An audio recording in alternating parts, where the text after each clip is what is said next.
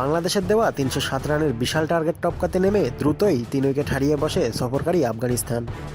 এরপর চতুর্থ উইকেট জুটিতে কিছুটা ঘুরে দাঁড়ানোর চেষ্টা করেন রহমত শাহ আর নাজিবুল্লাহ জাদরান জুটি। এই জুটি ভাঙার দারুণ এক সুযোগ পেলেও সততার অনন্য দৃষ্টান্ত স্থাপন করেন টাইগার অলরাউন্ডার সাকিব আল হাসান। মূল ঘটনা ঘটে ১৭তম ওভারে। সেই সময় পানির বিরতির পর সাকিব আল হাসানের বলে নাজিবুল্লাহ সহজ ক্যাচ ছেড়ে দেন শরীফুল ইসলাম। ঠিক পরের বলেই দেখা যায় নাটকীয় সেই ঘটনা।